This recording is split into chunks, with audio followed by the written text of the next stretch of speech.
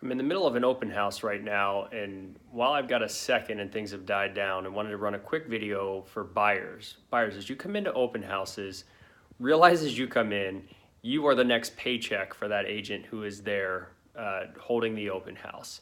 Now, you can use that to your advantage. If you're being harassed, just leave.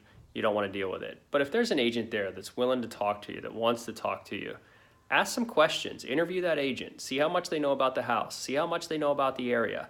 If you're planning on buying a house in the area of the open house that you are in, you're gonna wanna find an agent that knows the area and knows what you're looking for. Don't be afraid to share that you're looking for a specific price range, a specific house.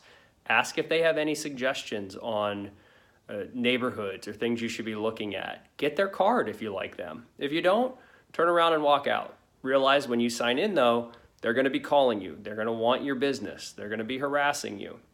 So just understand what you're walking into and who you are as you walk into those open houses. I'm sure you realize and know that already, but try to use it to your advantage. Those agents should be really on their game as they're in those open houses because they are trying to earn your business as you come in.